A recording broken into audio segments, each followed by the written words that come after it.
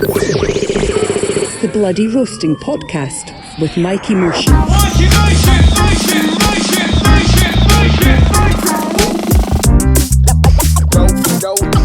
how it is back in the mix.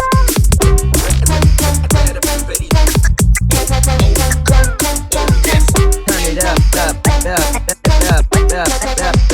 turn it up.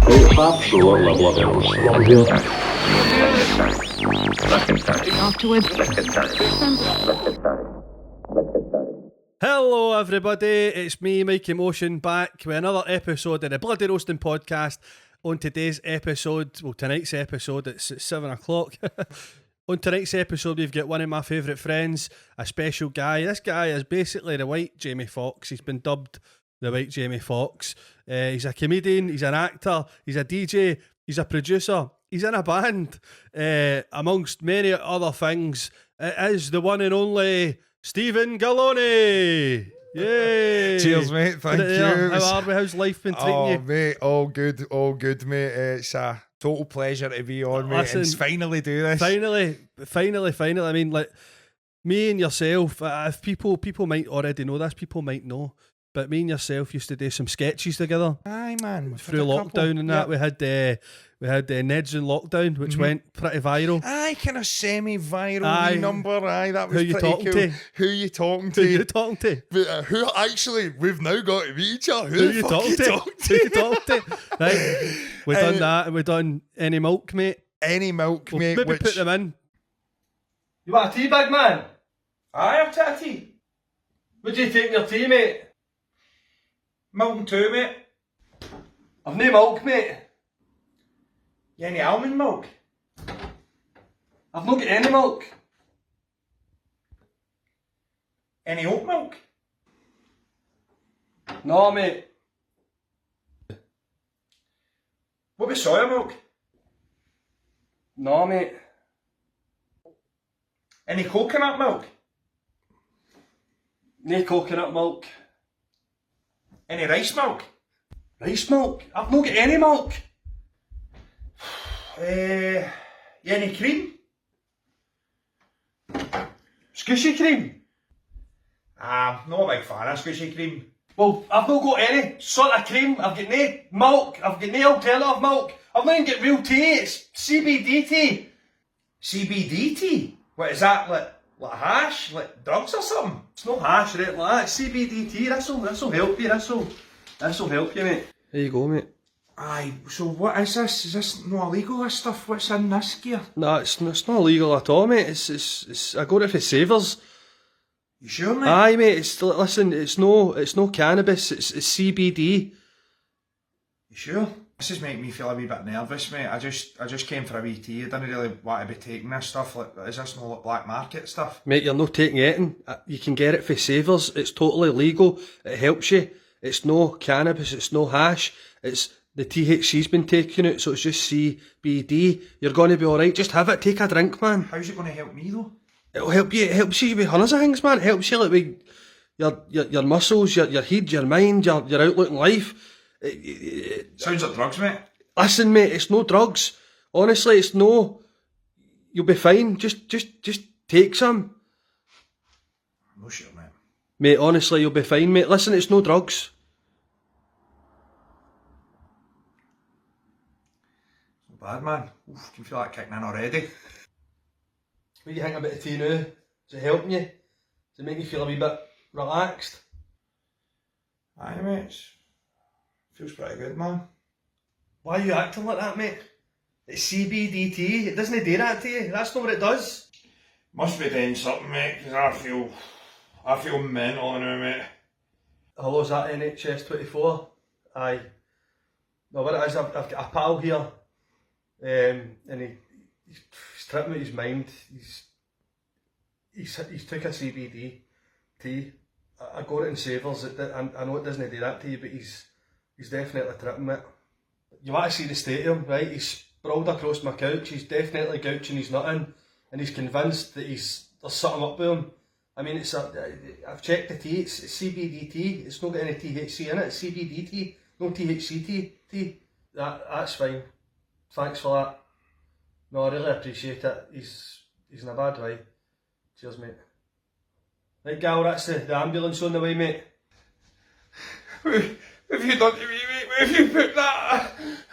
Relax, Gal, mate. It's only fucking tea, man. Calm down. Hey, Gal, they're not sending an ambulance because it's not serious enough. It's only a fucking CBDT. You're alright, mate. I've phoned your brother, right? He'll be here shortly. He's coming up to get you and he'll take you away. You'll be alright. You called me, it's Gal's twin brother, is everything alright? I'm not sure, mate. I gave him a tea. He was alright 1 minute and now he's freaking out in there. Tell me you put milk in his tea. I've not got any milk, but he kept asking for it. No milk, you're kidding me on. Luckily I've got a saying. He's in here. He's in here, mate. You're going to be alright, brother. How long ago did you give him it? I don't know, about 10 minutes ago or something. 10 minutes ago?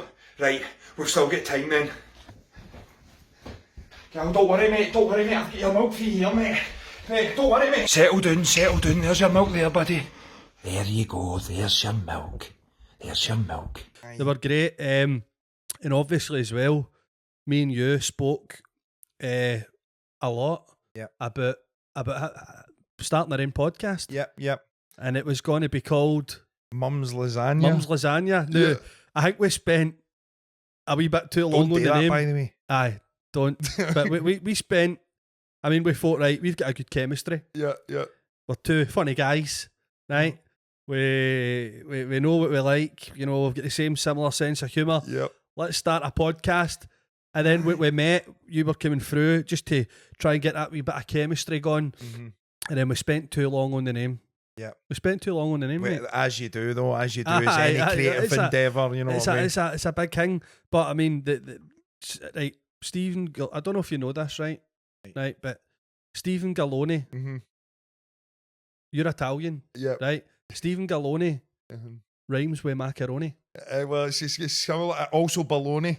Also a lot of baloney. Coincidence? Yeah, I don't think so. Is that a coincidence? No, absolutely not, Right. mate. So you tell the viewers, you tell the listeners, you're actually in a 100%, 50% Scottish, 50% Italian. I'm what you call a human cocktail, and I was born in Italy. My dad's Italian, and my mum's Scottish. Right. So I'm one of these anomalies where it's like my name's Steven, but all my other names are Italian. Right. Stephen Luigi Francesco Galloni, right? And I'm like that, fucking getting called Stephen, nightmare. Aye. And but basically Stephen was a bit exotic over in my hometown. Aye. Know what I mean? It's Steven. Stefano. You know, no one's hit. Well, they've got Stefano, Aye. and it is Stefano, But it's right? Stephen, this is like the Scottish Stephen. Aye, Stephen. So it's just one of the ones, and then kind of came over here when I was about 3 years old, and then I've been speaking English obviously ever since. And luckily, I do speak Italian, or I wouldn't really be able to communicate with my dad. Yeah. But I am like fully just sound Scottish, but I can switch it up, and I freak people out quite a lot. And I love it. It's like having another half of a brain in there. Aye. And it weirds me out at times when I when things come to me in Italian, I speak a wee bit and I'm like, how is that in there? Aye. But aye, so I'm fully half Italian, half Scottish. 20% Italian. Excellent. Whereabouts? Well, the name Antonio. Grand. Michael John. I said this the last episode. Michael John Antonio Collins. Wow. So I thought you were going to say in your elbow region. Or no, something, just like it's the name. 20%. It's the name, mate. It's the name. It's no, I don't know, but I mean, I like to tell people that. I'm going to ride with it. Right, but the reason we were going to call the podcast Mum's Lasagna is because I said to you, my ma is not Italian. Yep. Right. Your ma isn't Italian. No. Your dad's Italian. Yeah. But I told you that my ma used to make this lasagna, and I told her it was nice once, and she made it every night until I couldn't, and now I hate lasagna. Yeah. And you told me the same. Your ma made a good lasagna. Yeah. My mum makes a correct lasagna. Like, even though she's Scottish, she's like an Italian woman and lived there for a long time. Yes, right. So it's just one of those ones. It kind of came from the mixture of you having that with being sickened by lasagna and me being part Italian. It was like, well, this kind of works. And then we had a name, and then we needed a logo. We needed a logo. So we spent too long on the logo. We were fanning about. Like, my mate's a graphic designer, Sean, shout to Sean Walker. I'll put a picture in. I'll put a picture of Sean in. Is that all right? And I says, right, well, we've got this idea. We want our logo to be a lasagna, but we want our faces melted into the lasagna. Yep. Right? And he says, I'm not putting your faces in a lasagna. I'm like, how's I can't do it. So it basically said they wouldn't do it, and he said they would get done for cultural appropriation because you're actually Italian. Aye, and he's putting your face. And then I done one, and I think you done one as well. Yeah. But then, well, we're too busy. Aye. We just should have focused actually doing it Doing as opposed to all the Just other bells and recording it. whistles, you know what I mean? Aye. But do you know what? It doesn't matter because it wasn't really meant either.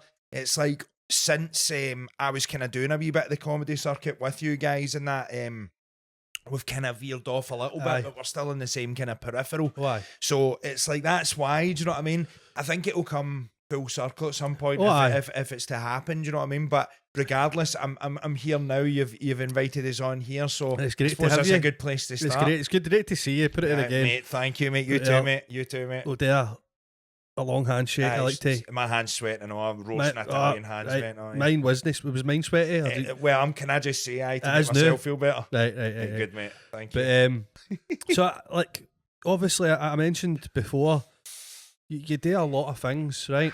Too many. Where do you find the time? Where do you find the energy? Where do you find the time to be such a nice guy while you're doing all this stuff? Well, thank you, first of all. Thank you. Maybe to some, you know, who knows. I don't know, mate. I don't know. I think it's just one of these ones. You've got one life. There is really only one opportunity to try and bust through something. I've always been into trying to be something. Yep. And it's just one of these ones. If you don't do it, no one else is going to do it. It's tough for us all out there, and there's you just have to make it work. Aye. And you read any great stories, anybody that has done or achieved great stuff, it's like they just relentlessly work hard when most people are sleeping or watching Netflix, quite frankly, you know what I mean? And it's, don't get me wrong, I do a bit of that too, and it's usually that wee voice that's eating me alive, going, stop doing this and get working, is a horrible thing, mate. However, I've also seen that you have to have a bit of downtime as well and switch off periods. 100%. But I am extremely busy. I mean, not always. It's not like I'm constantly all the time. Do you know what I mean? But I do throw myself at a lot of stuff, you know, and I just can't help but enjoy kind of put myself through a lot of stress, I suppose, in the sense of shaping who I am. It's like an addiction thing. Aye. Even though you take all these things on because you get that wee idea in the moment and you think it's going to be good. It's good, but it comes with a lot of responsibility. Well, it does. It does. You know? And you run the risk of obviously doing too many things. A man that chases two rabbits, you know, can't he catch one or whatever. Yeah. You know, Steven always loves to say that and all, you know, it's true, like, because I do throw myself a lot. Aye.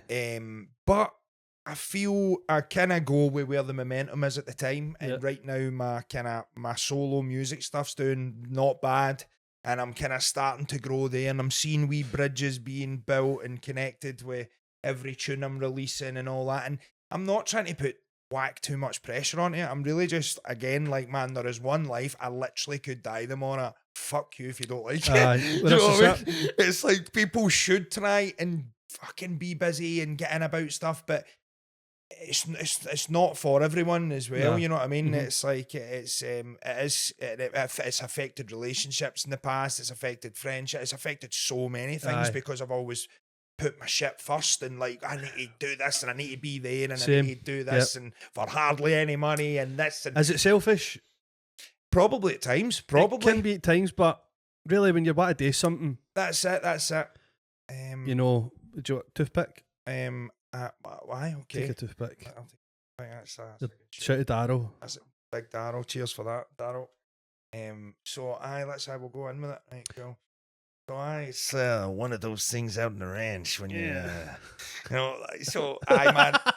No, I don't know, man. I kind of love being busy and I love just throwing myself at stuff and being uncomfortable. Really, it's the only way you're going to grow in it, and being comfortable is where I freak out. Mm-hmm. But I suppose I'm trying to get better at being all right with it and all being comfortable with certain things, you know what I mean? Same, mate, same game. So, Steven Galloni, Yeah. rhymes with macaroni. Yes. Right. Sorry, that was silly. Italy, whereabouts in Italy? were you born? a small coastal town called Terracina, Terracina. in the region of Lazio. Right. Unreal, mate. What year? Fisherman, established 1990. 1990? 1990, God. 33. I'm going to be 34 in July. Right. Jesus So Christ. I'm getting closer. So near in Lazio, in the region of Lazio, it's like a coastal town, fisherman village. An hour away from Rome, an hour and a half away from Napoli, south central Italy. Aye. Unreal, love it. How did your mum meet your dad again? What happened? My dad was over in Scotland for a wee bit. And he was like a bouncer, and funnily enough, like my mom was married to an Italian guy before she met my dad. Like, that. obviously likes the She Italians. more likes the Italians. She likes the the Italians. Stallions. And so they met, and funnily enough, even though she is Scottish, she lived that kind of typical Italian immigrant life of owning a chip shop. You know what I mean? Mad, you know. So she's been like an Italian woman, but she's Scottish. She's mental, right? The dark hair and all that. So she ran the chippy, and then they kind of met through that, and her and her first husband, it was on the ropes and whatnot. So then they ended up going to Terracina, where he was from, my dad. And they had me a couple of years later, stayed together for a bit, ended up breaking up, and brought me back in a banana boat back over here. Back out here. Aye, And man. so what was it like? Like, you obviously, your mom was Scottish. So when you're like a baby, you know, a wee toddler, a wee Italian toddler, let's say, right? Were you speaking Italian? Were you speaking fluent Italian? What was it like coming and just staying in Italy and then moving to here? It's a good question, mate, because funnily enough, it was a bit like that. What had happened was, by the age of kind of 3 or 4, when I get brought over in Italy, I'd learned to speak Italian outside the house, Right. but English inside. Right. Don't Don't speak that shit outside. I Huh? don't let that sit. And but when we ended up coming over, like my mum's from Guruk originally, so I ended up going to a nursery there for 6 months, Right. and I wasn't speaking in English. Just walking about the nursery like, You know what I mean? With bags of bolognese coming out my pockets. Is that And- racist? No? Not mate. Nah, it's I not hope racist. so. No. Hey, and, come on, eh? So we're like, With a suit on. exactly. Don't let me bit of basil in my teeth and that. Like, so like, I was speaking kind of Italian, and then funnily enough, my only friend seemingly at that time was a wee Indian guy who didn't really speak English Right. either. So, you know, I've got a lot with my Indian Why? brothers out there.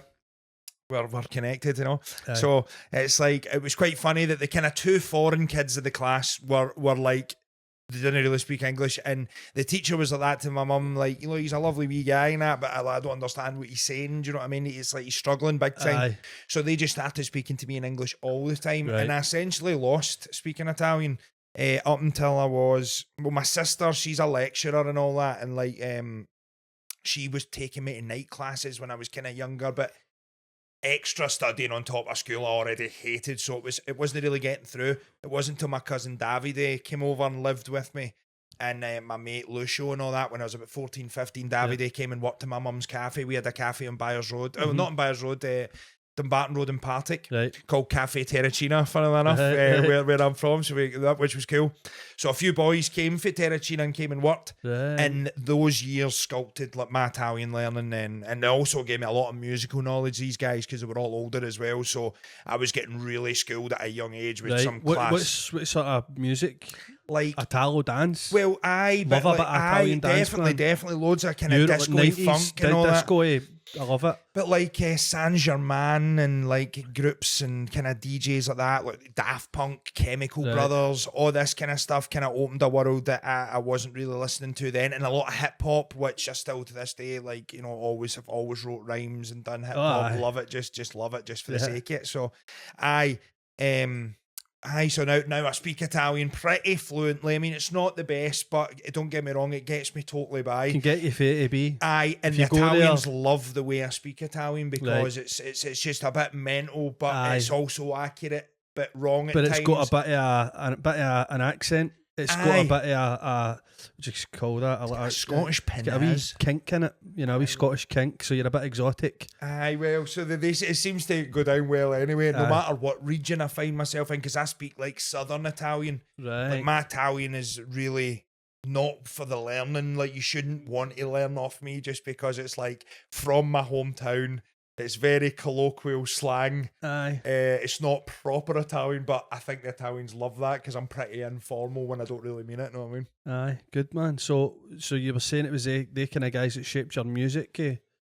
Certainly. Definitely. Aye. Yeah, because I like just a lot of everything, man. You know, I Aye. really do, and I'm always kind of known that way, and like kind of jazzy, funky, Yeah, laid yeah. out, like laid back, kind of mellow, warm up gear. That's what I Aye. love. But hip hop and anything foreign, man, any country I'll listen. I'm into it. So Aye. aye, So man. it was Guruk first. Aye. So And so then- Guruk, and then my mum got offered a chippy in Dumbarton. She was Right. looking through an Italian friend from Terracina that lived near in Dumbarton. She was like, this place has came up. So this is another chippy Mhm. after the one she had in Guruk with Aye. her first husband. And we took over that, moved into a flat above there in Dumbarton, and boom, I've been in Dumbarton really ever since. And that's where you met your friend Steven Kirkwood. Yes, Woody. Would they? I weirdly enough, it was like Were you at school together? we were, mate, Aye. we were, but he was a year above me and we never spoke through school, Right. and it was like a very He's like, I'm not speaking to that Italian. Aye, and I'm no speaking to a wee bum. And no, but it just turned out that when we left school, we had similar friends, similar friend groups, and there was like just like a missing link.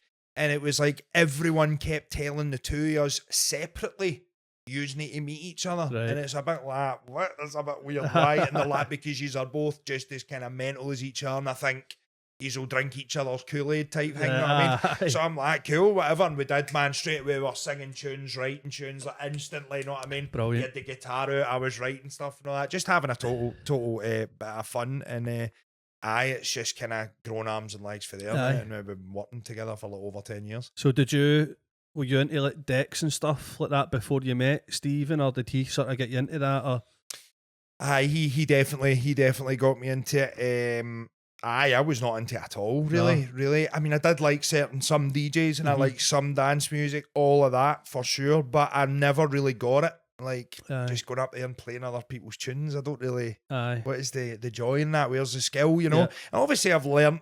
I'm kind of full circle now because I'm like also a bit sick of DJing now, and Aye. I'm like, man, I want to do something live and something different. But don't get me wrong, like I'll absolutely love it. You know what I mean? And it was Stephen that got me into it. Few key tunes, people like George Fitzgerald, DJs like that, and you know, they kind of brought me over because I felt that there was a little bit of a kind of hip hop vibe to some of these tracks, and I was Aye. like, oh man, there's stuff for me in here. Then, you know what I mean? that's what happened to me as well. When I was I was just into hip hop.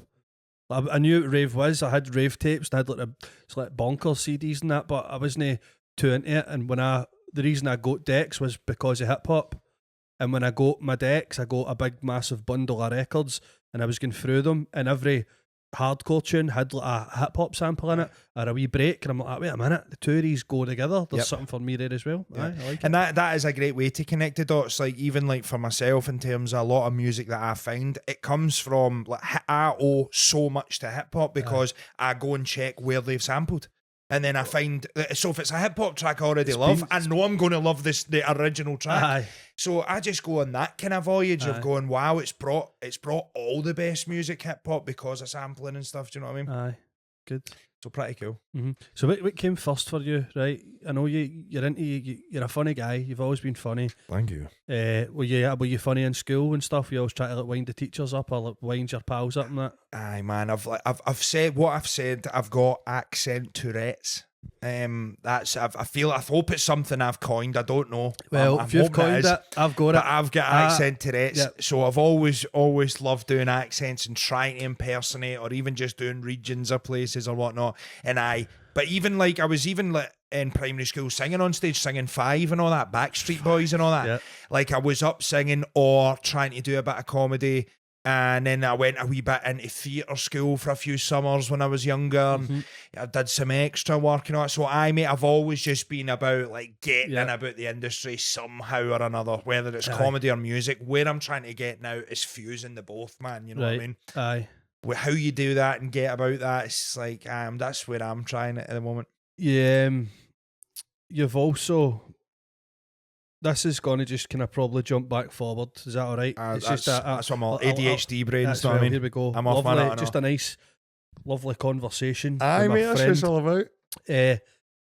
Like I was talking about this sort of comedy side of things. Obviously, you've done a bit of stand up. We've done stand up together as well. Yep. Did you? What kind of made you want to do that? Was it again just because people may be telling you you're funny, you should try stand up, or? Aye, mate. Aye, pretty much. And I can't I remember like the first gig I did, but how I done it, I think it was literally Steven, man. It was just kind of sick of belly laughing and going, mate, you need to do this pattern, know what I mean? People need to be paying you for this. And I'm like, so it just kind of started, and he really just wrote a wee kind of email to Red Raw on it, and they got back, and then I ended up doing a good few over the next few years, but I just wasn't consistent with it enough, mate, to like, I've learnt so much since then as well as a person, so it's like I'm one of these ones, I'm probably going to attack comedy properly at some point, man, but it's just laying and waiting and you need to be and married to it. You do, mate. It needs to be your bitch. Totally. And with the pizza shop and everything else, I've got so many requirements in other places at the moment. It's just not the right time. So I'm not going to freak out about it and tell myself, like, oh, fucking it's not happening or whatever. It's like, cool, I'll get to that, man. Aye. I wonder, like, for me, right, I DJ and I do comedy. We're similar in so many ways, We're man. Similar in a lot of ways with the music side of things, the comedy. But for me, right, I can only, more so now that I'm sober, I can only concentrate on what, it's hard to explain, but I can only sort of concentrate on one thing at a time now. But even at that, I'm trying to do all these different things, and I start something, a wee project, and then I can never finish it, and then I just start doing something else. Like for instance, I'm supposed to be writing my Fringe show. I've got a lot of material there that I've not really tried yet, and I'm supposed to be piecing it together, but instead I'm crooning. I'm like crooning like happy hardcore songs. So like I've seen this. I've seen it. I don't know why I'm doing it. Do you know what I mean? Like, I don't like. There's a few people that enjoy it. I hope it catches on, right? But if it doesn't, who cares? But like I'm trying to. Have you got any advice? What I really want to know, Steven Galloni, right, is what's your routine? What's your daily routine? How do you sort of manage these things? And like you were mentioning earlier on, that's a big long question, but you were mentioning earlier on about the voice in your head. Right, I get that constantly, and it's telling you shouldn't be doing that. You should be doing this. What you're doing, it's just like a voice, and it's a mechanism. It's like a fight or flight sort of mechanism. But how do you get through this in a day to day? How do you? Well, I mean, do you just whistle in your van and just go on with it? Or of course not, mate. No? Of course not. Like, I don't know. I'm just one of these ones. When I need to show up, I will then, because it's like, do you know what? The day's going to be the same either way. It's how you approach the day. Do you know what I mean? The shite's still going to get flung at you no matter whether you've got a smile or no. So you may as well try and do it with a smile. The main thing I practice every day, to be honest, it does my nut in, but it's being self-aware. I'm far too self-aware in every situation. Even when I'm out getting on it with the boys or having a party or whatever, you will very, very, very rarely ever see me stumbling about or really drunk or whatever, because I don't know, I'm just hyper aware all the time. Yeah. So would you say you're worried about what people think of you? It's like it's not, it's no, but I guess it probably is. Somewhere niggling away in the back. But it's like a professional head where it's like, I don't want to ever be caught slipping. And I want to be seen as the guy that's always going to make sure my head's screwed on. If there's issues, don't worry, I can deal with it. You can come see me. I don't know, I've always had this kind of manager's mentality, but it does my nut in sometimes. And recently I've been practicing trying to let my hair down more, mate. So I think just being hyper aware about life every day and realising that some humans, they're really shite at being humans, like they just are, and it's not at all that I know more than them or I'm somehow better than anyone. It's like I've just got to a point in my journey where I'm aware enough to go, oh, I'm not too much of a fuckwit or a riot. But there's people that maybe just haven't got there yet, and you know, you see the way people deal with certain situations, how they stress out, things like that. Most people are really just, a lot of people are not, doesn't feel that they're really equipped to you know, like to go at it, and it's just like, I'm aware of it, so it just helps me to be like, right, I know where I should try and be a good person. But mate, I get stuff wrong all the time. I'm chasing my tail a lot. I'd love to sit here and say I wake up and meditate and I'm grateful and I write down all my stuff, and I don't, man. I just take it day by day. I've had a lot of people die around me that I know and love, and friends and family and all that over the years, and it's just gave me this mentality of, who gives a fuck? Anything could happen tomorrow. And what's the point in pure stressing out, freaking out about things that I've no achieved yet or whatnot? You know what I mean? It's like, just fucking do it here and now, and try and radiate some good energy to some people, because they're probably going through 10 times worse. If I'm aware enough to know that I'm all right and my eyes function and I'm no blind and I've got 2 lungs, and you know, and I'm grateful for that kind of stuff. And I'm like, you know, I don't feel I'm the ugliest guy in the world. I'm not the most but you know, I'm very, very sexy, very, very handsome. But like, you know, I just think of that and going, I know there's people better looking than me and wealthier and whatever, but I'm not going to spend time thinking that you can't be me and I can't be you. So that's the kind of stuff that just drives me. It's like, I need to be confident, because if I'm not, nobody else is going to be. You know what I mean? You need to be the driver of your own bus. 100%, mate. You can't be. Bye, driver. Bye, driver. You can't be a passenger. Yeah. And that's, I think, this is me getting philosophical. Mate, I just made that up there. I did. Listen, right. You've got to drive your own bus. I'm not going to give you advice, but the way I look at it is you need to be the driver on your own bus. You can't be a passenger, because as soon as you start to be a passenger, that's when everything else takes control, and you don't know where you're going. You don't know where that bus is going to drive you. No. You need to be up front, taking bus fares. I don't know if that works. Mate, it's like, do you know what I mean? It's like looking at Jay Shetty right now. Right, there we go. Right, it works. Seguro. But sometimes I wish I could take my own advice, because I'm very much like you. We're more alike than I think that we crack on. Talking about like losing a lot of family members and just like getting up and just getting on with it, and just realising, look, this is life, right? We're only here for a wee while. Are we coming back? Maybe. Who knows? But you can't dwell on things. You need to get up and realise, right, I've lost some people that I love, but I'm still here. I'm still kicking a ball. I'm still breathing. I've got 2 legs. I've got 2. And what would they want for you, Exactly. At the end of the day, we're there. Yeah. I think this is what I truly think, right? And this is gone with like experiences I've had myself, like mystical experiences with psychedelics and that. See, when somebody dies and you're mourning for them, they're laughing. Stay at him greeting. No, they are, because they're like, shut up. Like you're having it better than you can ever realise. Like you don't realise you're there to learn. We're here to learn. This is the only place in the universes that you can feel. It's the only place that you can learn. Everywhere else, you've not got a body. You're just a ball of energy. You're just a ball of light, a ball of love. So this is the place where we actually feel that we decided to come here. When you sorry, is this getting a bit? No, mate, I'm into So basically, we before, you know, that boy energy that we are, I think we pick our moms and dads. We go to the love. I don't know how it works for me. I'm a test tube baby, so I don't know how the fuck I got here or what happened. Right? I know I'm on, mate. I'm a miracle. I'm a miracle baby. It's in Medical Motion. 37 years ago, do you know what I mean? I'm a miracle on 37th Street. I'm a miracle. But we choose our mum and dad. We go to the 2 balls of energy that we feel, and we pick all our things. We pick everything bad that's going to happen to us, because it's like walking through a supermarket when you're up there. Oh, I'm going to take that. That looks good. What's in there? Right.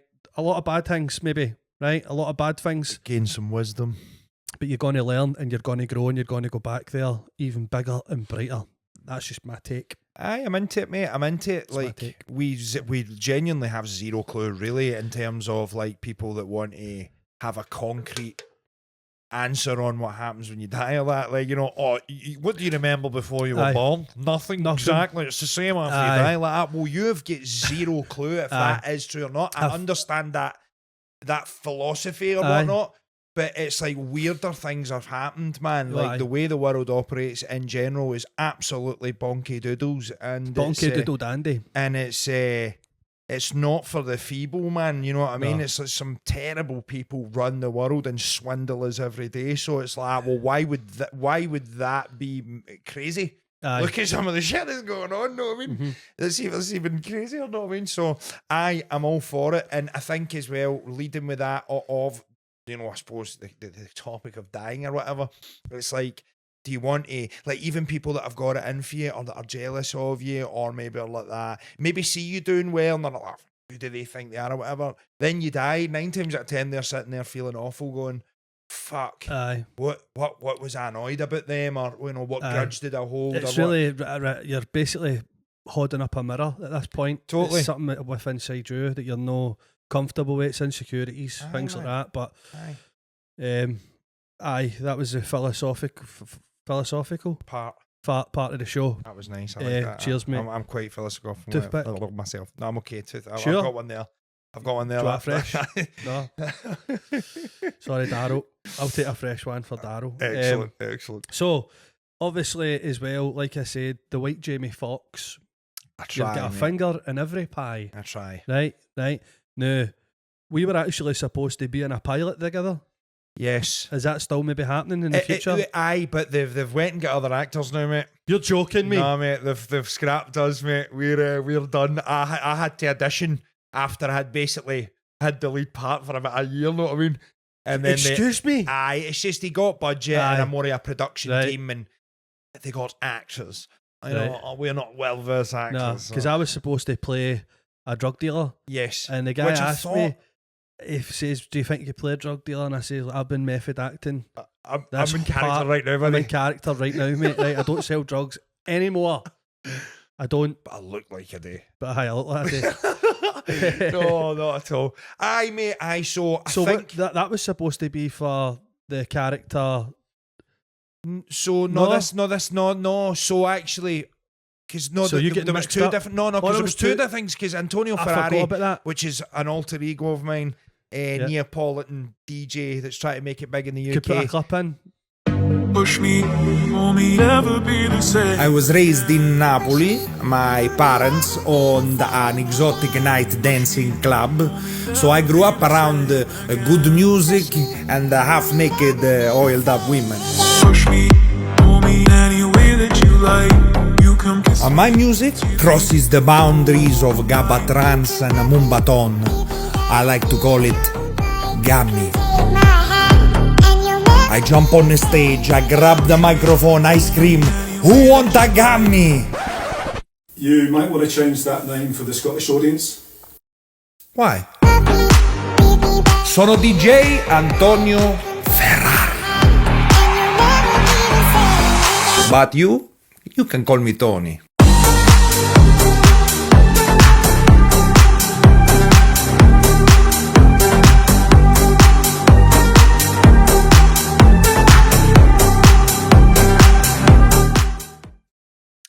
So we had filmed a little bit about, but again, mate, it's my schedule so hectic. I think he's just pressed on, and he's ended up with that other thing where we were meant to be two friends in it. That's right. That's right. So I thought, mate, that shows you how shite my memory really is. So mate. There was two different projects.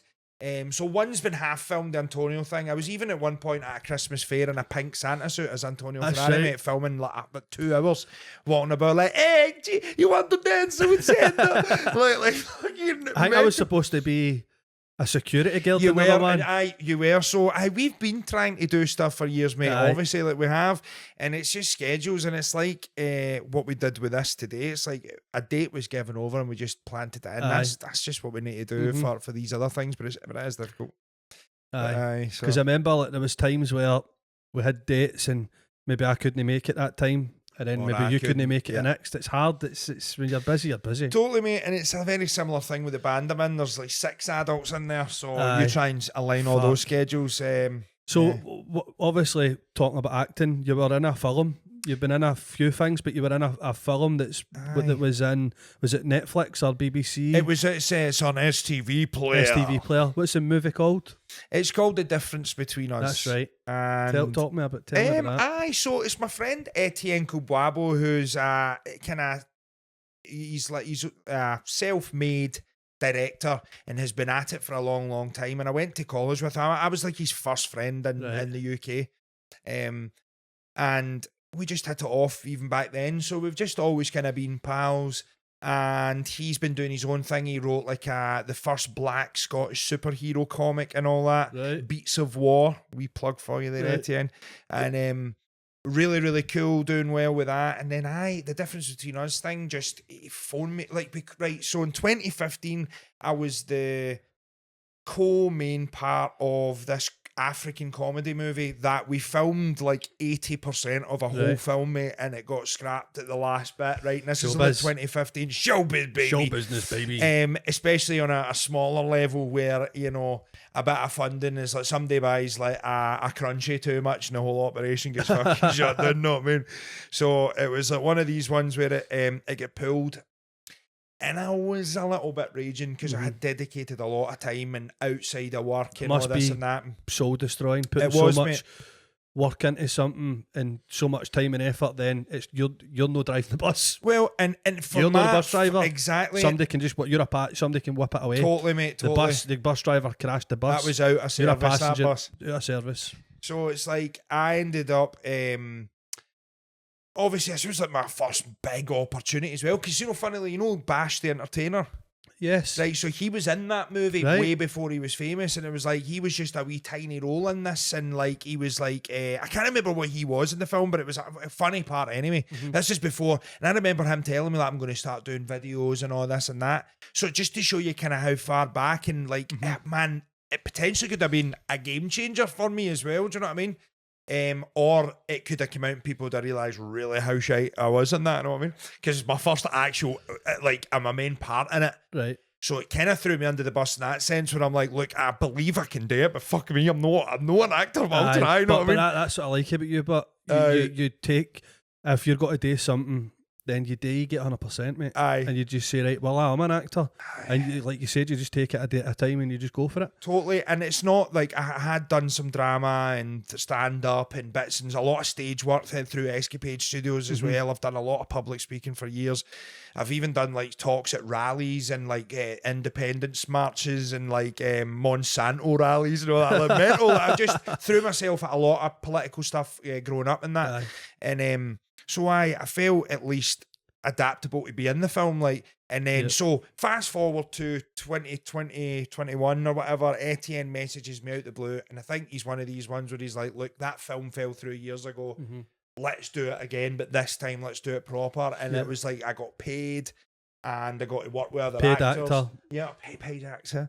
Nobody can say you're not an actor. Well, It's that's a it, mate. fact. That's that it. It's a fact. cool. It's a cool. fact. And like I got to work with a Canadian stunt woman and all that, Right. and I arrest the main protagonist of the film, and You're a policeman. I'm innit? a police officer in it, yep, and I huckle him up against, wee bit of patter, throw him in his jail cell, I get in trouble off my superiors and all that. So it's on STV Player right now, actually. Aye. The difference between us, you can go and check Go it watch out. that, guys. It's not that I'm pursuing some big career in acting, but I've got a friend that's in that lane. He's seen me for the role and he's been like, look, I want to get you again for something else. So I'm like, I'm not hoping too much, but I'm kind of Aye. hoping that get a wee call, like, I've got another wee thing for you. Because it's like I'm on IMDb and all that, you know. It's like I've got a wee film credit thing there. So the paid actor. Brilliant, mate. So, talk me through the process. Were you method acting? I mean, I had like 11, 12 lines, you know what I Right. mean? So I was just, I suppose I really, again, with not the pure, like, I had a little bit of theatrical background, but it was so long ago as well. It's like, Aye. and you know, you can't really Making remember. I mean, you're playing a copper, so were you really digging deep in there? Were you like, right, let's nail this? Was there loads of takes or whatever? Or were you like a one hit wonder? I mean, it wasn't too many takes. I just was like, I'm going to come at it quite aggressive because essentially he's a little bit racist, the character. Not openly racist, but the fact he targets the main guy who is a black gentleman, and he's not really causing that much of a ruckus in the scene where he gets huckled. It's the other boys, you know what I mean? Yeah. So it's obviously implied that he's a bit of an arsehole. So I just had to delve into my arseholeness. And mate, it was enjoyable. I remember I had to jump out to my van during kind of lunch at one point. I was wearing all the gear, and a postman was like, there you go, sir, and like opened the door, and I'm like, thank you, son. And I'm like, God, if a police sees me, I'm getting huckled now. But it was mental. What an experience, man. So you went to the premiere for that as well, did you? Red carpet, premiere, suit, tie, Dickie Bow. No, I just had the kind of smart casual. Smashel, like the smashel. I had the kind of smashel look, and mate, the premiere. It was real fun, mate. It was an interesting thing. And Etienne, very, very nicely at the end on the stage, because he had all the other actors, like the main actors of the film, on the stage doing a wee kind of conversation, and was like, oh, a big shout out to like my best friend in Scotland, Steven Galloni, and all that. And I'm like, no way. Like, in the crowd, everybody's awkwardly looking like, who's this guy? I was the arsehole Paul. Sorry. So I really, really nice. So yeah, that was a great experience, because I've done a wee bit of extra work in like River City and all that when I was younger. So I've always been fascinated with the acting side of stuff and fancied myself at trying it anyway. Do you know what I mean? So same. I'd like to be. It was a kind of a wee bit of a dream, like to be in some sort of sitcom or sketch show. Do you know what I mean? I'm still like, obviously things like that can come through comedy. Yeah. Do you know what I mean? So. It's always good if you get offered something like that. I would be the same as you. I'd be like, right, let's try it. We're going to just say no and then absolutely regret it and be like, I should have just, you know. But the thing is, obviously, you're worried in case you come out and you go, like, I've watched the film once, right, at the premiere. How did you feel watching it? Horrendous. Did you? Aye. Ouch. Because Dr. Ouchie. That's another thing as well, mate. Sorry, like, I do like some videos and put stuff out there, but I'm the bus driver. I know what I look like. I struggle sometimes with thinking, what do I look like to these people? Do I look like me? Or do you know what I mean? Yeah. Like, see when you look in the mirror and you see yourself, does other people see me like that? So I think, and my hair's wild.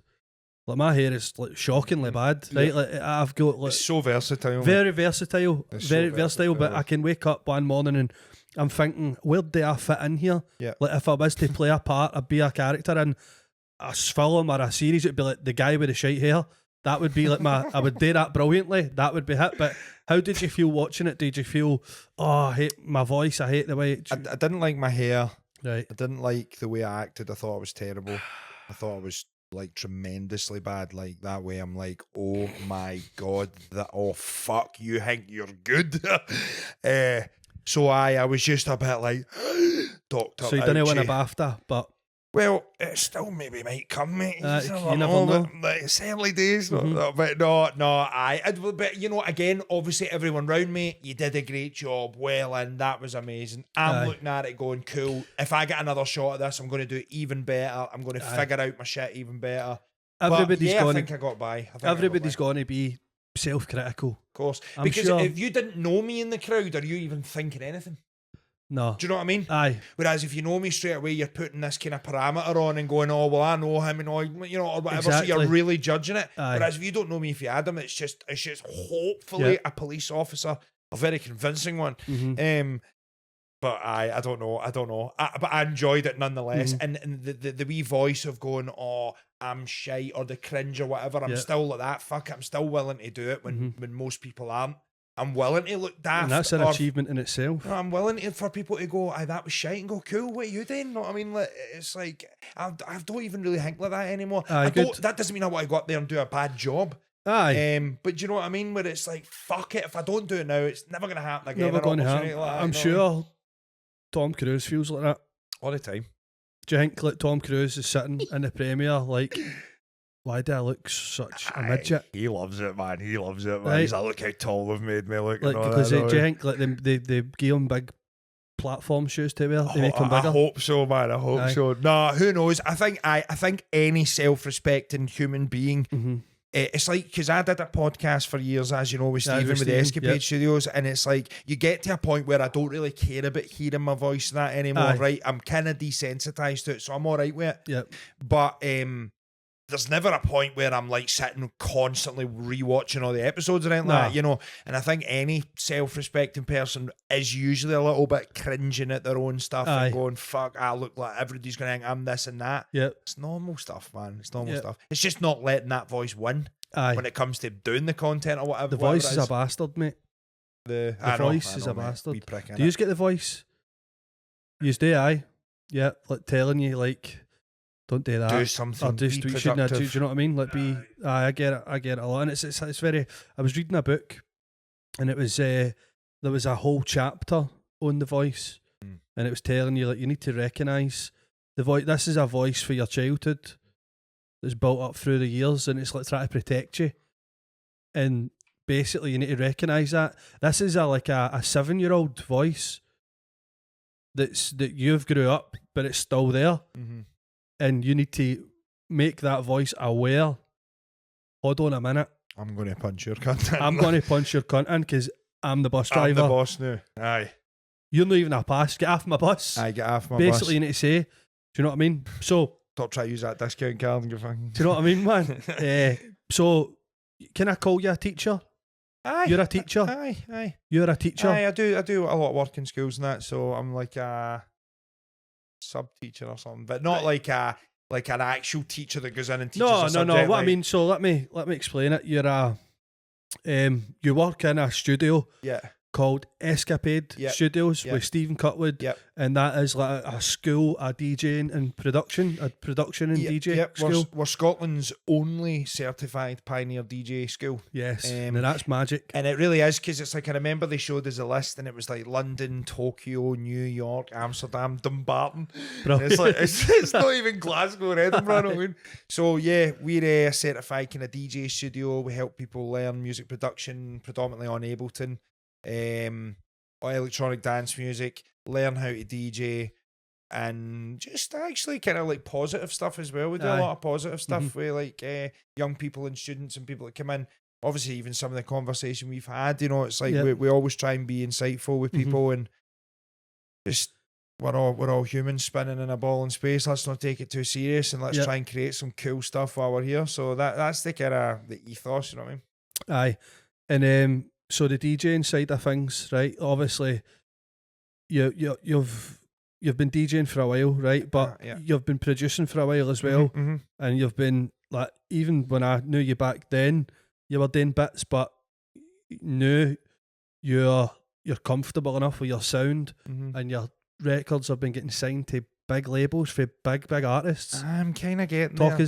to us about that. Aye, well, I'm just like I'm on my own trajectory, and I've been a good networker for a long time, you know, Yeah. and I feel being involved in the music industry for so long without really having an ulterior motive, other than maybe try to get people on our podcast, or, you know, like it's always just been, I'm in the scene kind of helping Stephen Aye, and helping people learn in the background. So while chipping away at my own thing. So I suppose fast forward 5, 6, 7, 8 years, it's like I'm now making stuff. I've built all these connections for the last 10 years without ever really, just other than just building friendships with people. Yep. And I guess it's kind of working out because I've got a few key cool people there that are willing to listen to my stuff.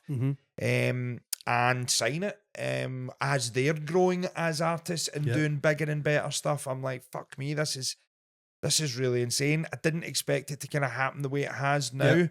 I feel total imposter syndrome again. it's another thing. It's And another all thing. of these things I do because you're just like, fuck, I don't know. I Imposter thought, syndrome's the voice's wee brother. yes, and it's just like, sometimes I think you think things are going to be far more complex than what they really are. So Aye. when something like, oh, I'll sign that, I'm like, no, I need to have a degree in music and I should be doing this for 20 years and Aye. getting what do you mean? Like, so you get a wee bit of, oh, fuck, but I'm not letting that eat me too much because I'm like, fuck, it just is what it is. It's a different world we live in now. And it's all about like variability and different things. And if you've got a decent enough sound or whatever, then it might not need to be the world's best produced track. Simplicity is the key as well sometimes. A good tune's a good tune. So one of the big artists is it Grum? Yes. Grum's label. Yep, who's on an American tour right now doing his first ever live show, which he's using all hardware and he's not doing any DJing. Right. Which So just live. live shows, mate. Unreal. So yeah, Grum. Last one there was Richie Blacker, who's another decent sized, and he's been on like Anjuna Records and some really big labels and stuff. He's in with like Sasha and John Digweed and all that. Big So I'm names. just like fucking excited. Like, man, if something hits, great. See if course. it doesn't, I'm just Well, like, that's I it. don't want to beat myself up about it. Aye. I'm just like, wow, I'm getting stuff signed. Now, to be honest, when I signed that one there, I was just like, fuck, what's my next thing? Instead of going like that, this is an amazing Aye. achievement. I'm like, you need shit. You need to. Nobody's going to care in 2 weeks' time, know what I mean? You need to enjoy that, mate. Do you know what I mean? So how would you describe your sound and your style of music? How would you describe it to somebody that's listening? So really, my heart of hearts in terms of what I make, it's not exactly where I want to be yet, right? I would love to be making jazzy, funky, slow, all that, right? But it's musical knowledge. So I just don't have enough of it. I think I'm probably just putting up barriers. But like my sound, where I've found that I'm really enjoying right now is a kind of progressive-y, techno-y, trance-y vibe. Obviously influenced for Steven. Yep. And like I've learned so much Ableton from him, watching him for 10 years sat in his studio side by side, subconsciously taking stuff It's a in. great person to learn for. Great obviously. guy. And so talented and massive tunes and all that. I mean, I couldn't ask for any better, you know. And so kind of progressive. Really what I'm trying to dial into is journeys, hypnotic, 8-9 minute, make you forget about your rent for fucking 10 minutes, man. Make you forget about the absolute shite that can be the world sometimes and go, fucking hell, that tune gave me goosebumps, and you're driving round the loch and you're thinking about your life and blah, blah. You know what I mean? Aye. That's the shit I want to get people listening to. And I've got 5 or 6 now that I'm brewing up that are these big, long, slow journeys that don't even kick in for like 3 minutes. Brilliant, man. And all that. So I am just trying to do something. See, when everybody's doing something, I want to do the fucking opposite. You know what I mean? Good. So that's my sound. Amazing. Bonkers like And myself. have you had the chance to play them out yet, like in a club? No, other people thankfully have. Stephen opened up his Creamfield Oh, yes. set with my track Volcanic last year. Fucking brilliant. Shugs, big, Shugs, Shug, yeah. he big techno, Yeah. kind of trancey DJ, massive now as well, signed to Yeah. Atlantic Records and all that. Shugs. He's Shugs with his head at the end. yeah, Aye, Shugs with his yeah. head. He played Volcanic at the Telefast building over in Belfast. he's- Mate, fucking 5,000 people, mate, going fucking melon your chin, mate, fucking amazing. And so that was unreal. Stevens played it, and then Grum, obviously, he's been including Volcanic and my tune that I signed with him, Third Eye Open. Yep, Third Eye Open. Let's cleanse those pineal gland roots. Yes. With electronic dance music. And so Grum's obviously been playing them out. Other than that, I'm not sure if I've had some more support here and there. But it's the Third Eye Open's been the biggest tune so far. Aye. So I'm really happy with how it's going, man. Brilliant, man. So obviously, DJ, you're a producer. Not only that, that's not enough for you. It's not enough for Stephen. You're also in a band Oh, aye. Was wondering what you were going to say next. I'm like, right, where are we going called The One Samba. now? The One What Samba. a great name. What a great name for a band. The One Samba. So talk to me about The One Samba.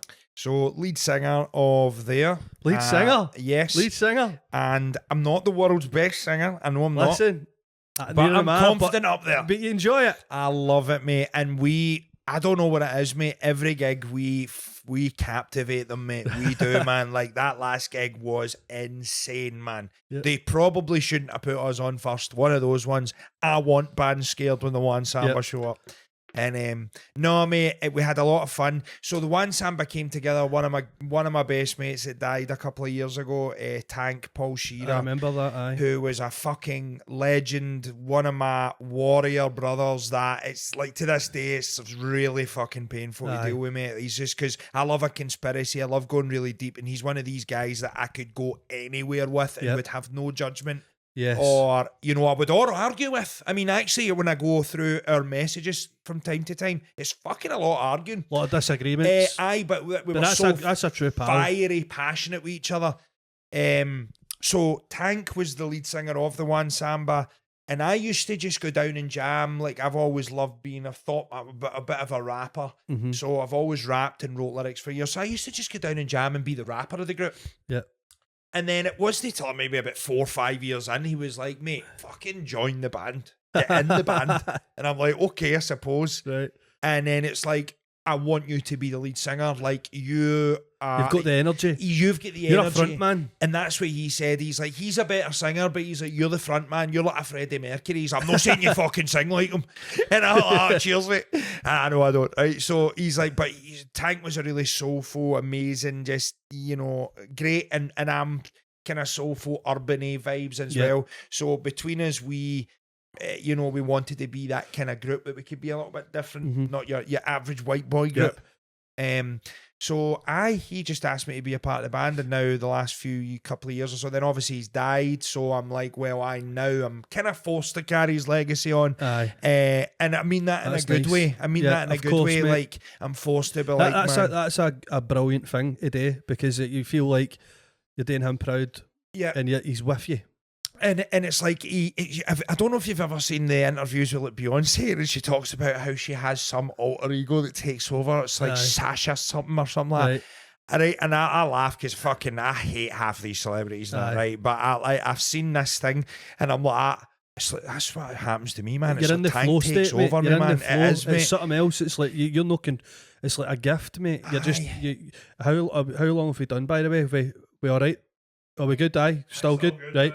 Can I just say, right, that one of the tunes that your band covered, and it's probably one of the best covers I've ever heard, a tune. It's one of my favourite tunes, one I grew up on, one I loved when I thought I was a rapper. Regulate. When I was a wee guy, it is Regulate, Warren G, Nate Dogg.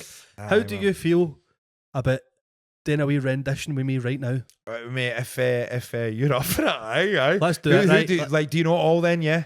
I missed it. I always have, but I've got a bit of a bad memory, mate. So this might sound bad because we've not got any backing. You know, we've not got any backing. We've not got any reverb or anything like that. We've just a dry mics, right? Okay. Who's who? We're just going together. We can go together, mate, and then like I might know some, and then you fill in, right? Mount up, right? It was a clear black night, a clear white moon. Warren G was on the streets trying to consume some skirts for the east, so I could get some funk. Just rolling in my ride, chilling on the road. I just hit the east side on the LBC, on a mission trying to find Mr. Warren G. Seen a car full of girls, ain't no need to tweak. All your skirts know is up with 213, so I hooks and left on the 21 and Lewis. Some brothers shooting dice, so I said let's do this. I jumped up the ride. I said what's up? Some brothers put some gats in. I said I'm stuck. These hoes looking heat, I'm gonna ride this world. These hookers looking so hard, they straight hit the curve. Won't you think of better things and some horny tricks? I see my homie and some suckers all in his mix. I'm getting jacked, I'm breaking myself. I can't believe they taking war as well. They took my rings, they took my Rolex. I looked at the brother, said, damn, what's next? They got my homie hemmed up and they all around. I'm seeing if they going straight pound for pound. They wanna come up real quick before it starts to clown. I best pull out my strap and lay them busters down. They got guns to my head, I think it's going down. I can't believe it's happening in my own. If I had wings, I would fly. Let me contemplate. I glance in the plate and I see my homie Nate. 16 in the clip and 1 in the hole. Nate Dogg is a mouth that makes some bodies turn cold. Now they're dropping and yelling, it's a tad bit late. Nate Dogg and Warren G had to regulate. Yeah! Come on! Yes! Oh, I'm buzzing. Yes, brilliant. Oh, what's so funny there? Like 16 in the clip, 1 in the hole. Nate Dogg's about to make bodies turn cold. Fucking, what? That's some serious stuff, by the way, rest in peace to Nate Dogg. R.I.P. the best gangster rapper singer that ever lived. Soulful voice. Oh, him, and right in second place is Afro Man, right Afro behind Man, him, another right. Is he phenomenal gangster singer. He's not No, dead. right. Thank God. But So that a national treasure. I really enjoyed that. The one Samba. So you've got gigs coming up Yeah, we just played up in Lochaw there. at a festival. Aye, we were actually playing with Darren McGarvey, Right. Low-Key, the Scottish right, rapper, yep. who we know if doing the podcast with as well. So it was cool to see him. He's obviously does some big things. He's a mainstream name in Scotland, so very cool. Yep. We've got the Isle of Arran coming up over my birthday weekend, actually, in July 19th or 20th. I think we've got I think maybe get 2 sets at a festival in the Isle of Arran coming up. So aye, that'll be the next ones. Brilliant, mate. Brilliant. So obviously, I wanted to talk now about your other venture, being an Italian man. You have co-own with Stephen Cutwood, who we've mentioned, a pizzeria. Yes, A pizzeria. a pizzeria. Right, now tell me, obviously, was that a sort of dream? So the pizza shop idea was more driven by Stephen. Yeah. He was always kind of talking about it. Obviously, I'm half Italian, so the way he introduced me to dance music is kind of the way I introduced him to food. Right. Right, I taught him a lot about food and good foods, and he taught me a lot about DJing and music and all that. So we'd always loved experimenting with food and music and that for years, you know what I mean? So we'd always kind of spoke about it, and then Stephen was always kind of trying those over the years and getting into the science, and was like, his YouTube was just constantly, guys, a pizza review, man, a 7.9 for this, right? And I remember I done one once. I done a pizza video, and I made mine pizzas, and I put it up, and I gave you a shout out, and he was buzzing. He's like, "Get that boy some free pizzas." Do you know what I mean? Definitely. But secretly he was probably critiquing them, going, "They look fucking horrid." Right, well, I was anyway. No. So kind of Banging Pizza was originally going to be a BBC pilot show. Right. So we were in meetings with the BBC because we'd created some content for the social, and again, kind of dream come true stuff, doing some work for the BBC and all that. As much as they're controversial. Yes. And so we pitched this idea before we had a pizza shop. We were making dough, and especially this comes later because during lockdown is where we were really experimenting. But just before lockdown, we'd been talking about it, and we were like, why don't we just go about and review pizza shops? We could probably get a bit of free pizza, give some people cool advertising, and just it's something we love anyway, and we can kind of build towards maybe one day having a shop. Right. So we were going to do it reverse. And the BBC signed it off. And they were like, cool, go and film an episode and show us it and see what we think. So we filmed an episode, and then COVID came. And they were just like, nah, they just get completely shelved. You know, it was one of the ones, just totally shelved, mate. So we were like, fuck, man. And it was going to be called the Banging Pizza Show. And we were like, oh, man, we were going to have like a banging meter. So it was either heavy banging or kind of banging or no that banging, you know what I mean? We're like, this is quite cool. So then fast forward, COVID hits. We were sitting about playing Call of Duty for weeks, every day locked in and blah, blah, blah. Not once for sitting about that much. Stephen was looking out for units, and a unit came along from where our studio is, and it was a roll shop, and she was like, funnily enough, we're just about to put it on the market. And then he phoned me and was just like, look, I seriously want to do this. Do you fancy doing it? And I'm like, aye. It's like, right, well, we need to get some business loans and take money out and do massive risk here. And we were like, aye, cool, fuck it. Why not? It's just money in the end of the day.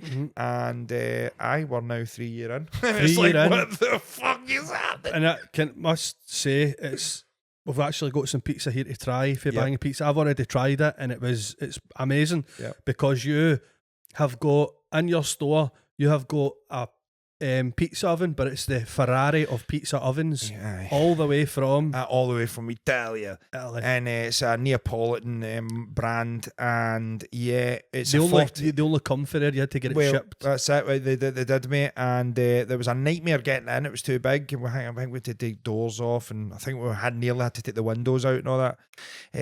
And it's a 48-hour dough that we That's use. right, you make it. Light, digestible, amazing. All pretty much all Italian products are Aye. from Italy are imported in.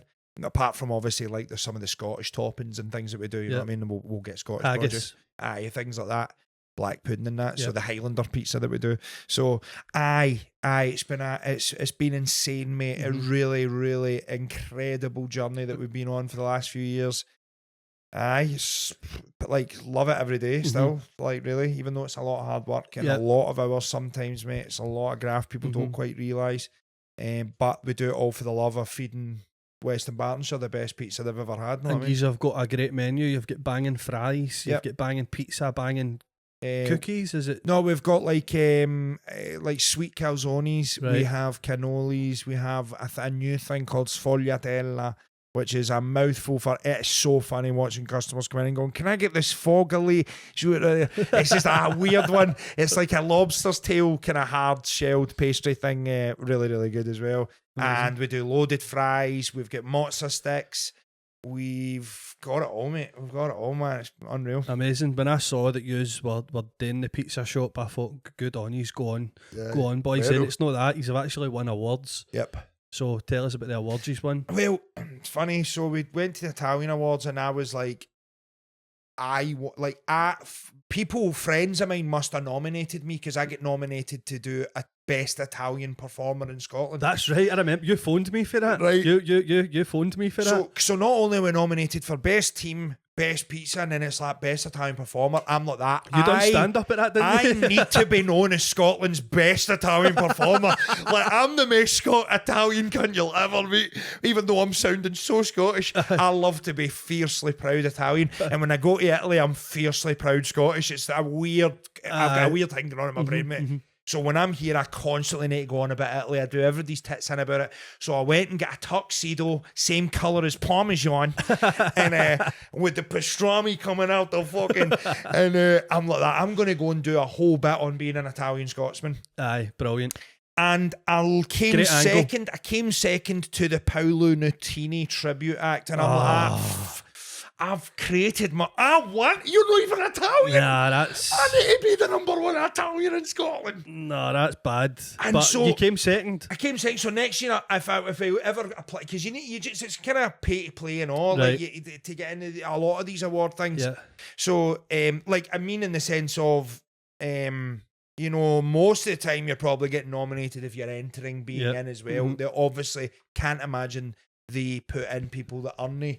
So you've got to be in it to win it. And we came second runner-up for best pizza in Scotland as well. Amazing. On our first year of being You in can't business, beat that, mate. You really can't beat that. When we're not traditional pizza chefs, pizzaioli. But you did you have a couple of Italian guys working in the back? That we did. Family? Was it our friends? So through people and that, no, none of them have ever been proper family or friends. We did have some Italians when we first kicked off. Yep. Never really worked out. Right. But great stuff. But I mean, we've done so many tweaks since they were even here. It's like it's our completely own recipe, and it's been tweaked and we're just in such a good stride at the minute. So but I really was gutted, disappointed with that one. I'm like, I was so close. Next time I'll just come up and sing Paolo Nutini. Definitely, man.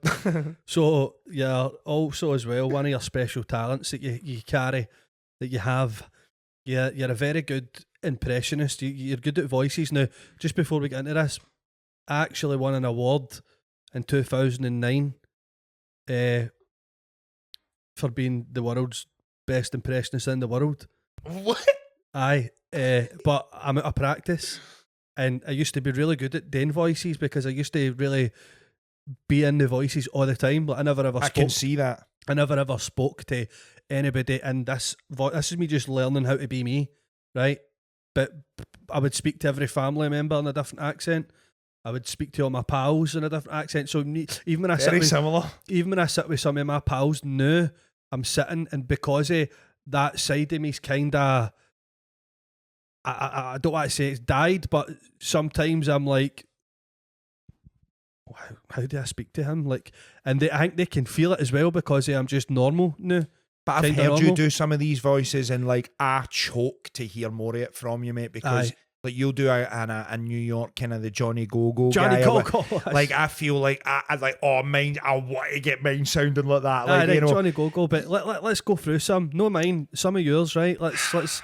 So you can do a good Donald Trump. I've been kind of bitting about Donald Trump, yeah. Right, tell me about your pizza in the style of Donald Trump. Well, our pizza, it's a great pizza. It's one of the best pizzas actually you could ever try. You know, Domino's, they tried it, but they couldn't get close. They couldn't. They tried, you know. So I do enjoy Trump. Unbelievable. It's banging. It's crazy, unbelievable toppings. The freshest of stuff. And the guy's Italian. It's not bad. He's not bad. It's so sad. It's so sad. Tell me about your new tune in the style of David Attenborough. Here, here we see third eye open, a pineal gland cleansing song, a frequency from the gods. Here, plants and animals proliferate in all different types of numbers. We've not yet named all of the different species. Brilliant. And what a tune from Big. I forgot I'm like going off. I'm just going by you. Tell me about. Yes. Tell me about. It's like my favourite thing. Tell me about being Italian and the style of Gordon Ramsay. Okay, yeah, okay, born in Italy, okay, seaside town, coastal, okay, yeah, shut up, okay, yeah, okay, so Italian, yeah, fierce, passionate, love making, oh yeah, it's all this. Okay, so you're not going to cook the way we do, okay, yeah, It's quite hard thinking like him talking about a lovely bruschetta. Bruschetta. because it's bruschetta. Bruschetta, Remember that? That's what you yeah, actually yeah. say. But even Gordon Ramsay, Yeah, we made a lovely, fresh bruschetta. Okay, you know, it's all that. Yeah, okay. Amazing, mate. I love it. What's your favourite? Who's your favourite today? recently, I've been doing Patrick Bet David. We've got to say Patrick Swayze there. That's my job. Right, so do you know Patrick Bet David? He's like a podcaster. He wears a suit. He's like an Iranian guy. He's like the tenacity of a guy like Joe Rogan. Yes. Okay, Joe Rogan, he's a wonderful father. He is also a hunter. He is an entrepreneur. And I have a gift for you, Joe. This is a one of one. And okay. He always says, okay. Pull up that graph. Why don't you pull up that graph and maybe we can look at why underage people are all drinking and you know, I just can't get enough. I also like doing a bit of John Fury because we know someone like Mikey Motion. We know Mikey Motion. He comes from a line of good men. When you look at his father, Stanny. Stanny's a good man. He comes from a family of gypsies, right? Because Stanny's a Man City man. He's a bastard. I'm a true monk, a red monk. He's a Man City bastard. I would love to meet your father and I'll smash him there and then. He seems like a nice man. My son will smash you. Fucking brilliant. I'm loving a bit of John because he's walking like that, dude. Who are you walking? He's John Fury. What is he all about? That guy's mental, isn't he? I come from a fighting family. I'm a fighting man. Lineal champion. I'm a fighting man. What do you think about that? John Fury's mental, right? He's barking mental, but Mental. do you think Tyson Fury is embarrassed with him, or do you think he loves it? You'd need to be, man, but Aye. he fucking puts He's always up a good jumping in the face. ring. He's always fucking ripping his top off. I'll fight you. I'll take He's you. used to it, man. Do you know what I Aye. mean? He's used to it. I think these days, like, he will be embarrassed, but he's got a good poker face for it because he seems to enjoy it and all. That's just dying it. That's what he Aye, does. that's what he does. Oh, Yeah, if there's any other ones. McGregor, I quite like go do a bit of McGregor. McGregor. I don't mind doing it. I'll come up and do Mikey Motion's podcast. Yeah. Shut your mouth, Mikey. Oh, this is my podcast. Fuck his podcast. This is mine. They're bloody rousing, yeah? McGregor, big fan. And I'm trying to think if we maybe bring it down here. Eamon Holmes. We're here with Eamon Holmes. So if you just text the number that's coming up on the screen, maybe someone you know who's been infected by lumbago as well. Mental shit. He's always like, be talking, then he'll just go serious, like, look at the screen and text the number if you want to save a life. If you don't, you're scum. Fucking love it. Aye, bit of fucking ham. I love it, mate. Aye, mate. I love it. I love it. So, honestly, it's been fantastic having you on. Do you want to plug some stuff, then we'll get tucked into a bit of this pizza?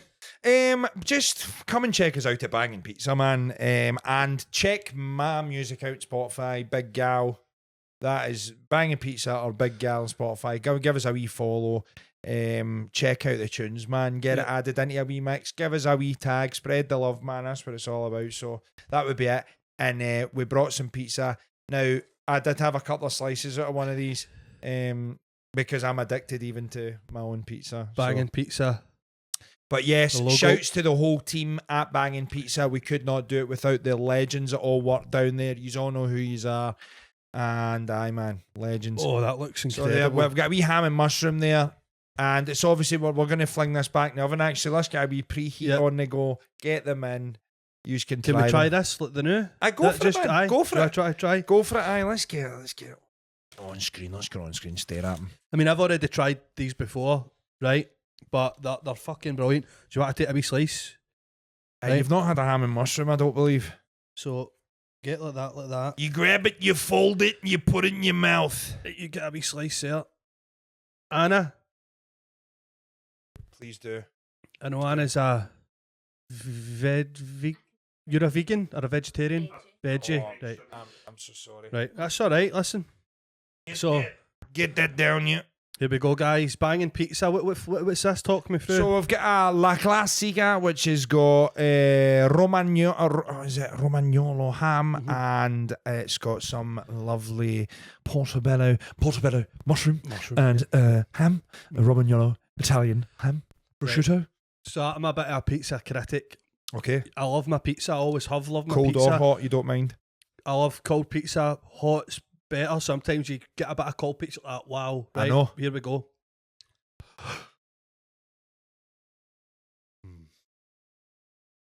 Wow. Let's go with that. Authentic Italian. It reminds me of, like, I don't know, pizzas out here are good, but see when you go on holiday, like even if it's like Ibiza, the pizza always seem to taste much nicer. This has got that Mediterranean vibe. Is that right to say that? Yeah, mate. Is that right? All the stuff's imported from there, so it's like really you're finding the ingredients that are on that pizza in the same pizzerias in Italy and some of them. You know what I mean? You're not far away from the exact same kind of topping, so that's why it tastes. It's why it tastes Italian. Aye, mate, it's something else, isn't it? It's unreal, man. Guys, how good? So good. Thank you. Good. Thank you. Guys, get yourself to Banging Pizza in Dumbarton. Defo. Are you also, did you get sponsored by, or do you sponsor Dumbarton? What was the we've also got a second job in Johnston. Right. So we've got a shop in Johnston. So if you're in that neck of the woods, go there. One in Dumbarton. We've got a pizza trailer that we go about and do gigs with as well, events and stuff. And we've got a kind of part sponsorship deal with Dumbarton Football Club. So we part kind of sponsor them, and we've got a wee logo on the shorts, and we've got our name up in the tunnel when they walk out and all that. So when Dumbarton played Rangers a couple of months ago, Banging Pizza was on the telly, man. It's such a brilliant achievement. 3 years. Do you know what I mean, mate? And obviously, it's one of these things where you're getting to see right from the start, like for somebody like me looking in as a mate, getting to see two boys that you know starting this, and he's a new branching out, and I can totally see that. I don't know how you feel about being a franchise or. Well, we have franchise one out to the Johnson store. So there you go. But are you just looking to expand? Well, at some point, mate, you know, never say never. It's like, it's just one of those ones. We've got a lot of good things happening as is right now that we can capitalise on, but it's not going to be out the realm of possibility, mate. Aye. But yeah, it's already chaotic what we've got so far, you know what I mean? Yeah, amazing, mate. Listen, I'm going to plug some things. Is anything else you want to plug? No, mate, all good. Thank you for having me. It's been a pleasure having you. You're a legend also. You're a legend. Really good to see you. Everything you're doing now is brilliant. I want you to keep going. You're a force of nature. You're a freak I'm in a a good volcano, way, mate. right? You're a freak of nature. That's it. You've got so much stuff happening, and you just get up, dust it off, and keep moving. Aye. You're driving the bus. You're the Cheers, bus driver. bro. Thanks, bro. So thanks for coming on, Nice one. guys. Thanks very much for watching. Subscribe to the channel if you enjoy it. Share it with your pals. You can see me at the Fringe this year, the Saturday the 3rd of August, 8:30. It's the show's called Fresh. It's called Fresh, brand new by the way, all new material. If you've seen me before, you've never seen any of this stuff, come help me work the stuff out. I'm going to have a notepad. It's going to be relaxed. It's going to, yous are helping me. Really, I should be charging yous, but I'm really, you should be charging me. But anyway, come and see that. Also at the end of August, this is probably going to be a surprise show because I really don't know. It's the 25th, Sunday the 25th. I think it's the last day of the Fringe. Sunday the 25th, Boteco do Brazil. It's either going to be that show again or it's going to be the Sausage King live. So come and see that. Also, we've got 22 tickets left for Laugh in the Park and it's completely sold out. And that's on the 13th of July. Where else? I've got more prison gigs, but if you want to see me, you need to get to jail. I'll be in Comedy Dundee on the 25th July. I know there's some people on my page who are for Dundee, so come and see me there. In the Stand on the 9th of July as well. So I also listen to my other podcast that's on Spotify. It's called Mindfully Nonsense. It's a bit of me just talking to yous, and it's a bit of mindfulness, bit of mental health stuff, and just what I've been up to in general. I think I've got like 20-30 listeners now, and I'm trying to build it up. So listen to that, share it with your friends, and big thanks to Kyle and Anna as well for making all the magic happen each and every time. We love you, right? So guys, again, it's been a pleasure. Thanks for watching. Thank you to Steven Galloni. Big gal. Thank you, mate. Thank you, my mate. pal, but let's put it there, mate. Yes, my Right, man. it's been Mikey great. Motion It's been great. trips. Yes. Great pizza. Give him a follow. And thanks again for listening. These are always long outros for me because I don't know what I'm doing and I just keep talking. I could probably... How long have we done? An hour and 20. That's enough. So thank you, guys. Thank you. Bye. Bye. Hey. Nice one, mate. Brilliant, man. Yeah, that's fine. Class. The Bloody Roasting Podcast with Mikey Motion.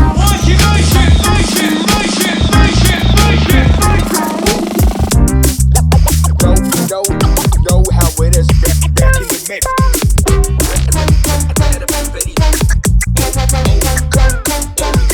Turn it up, turn it up. Off to a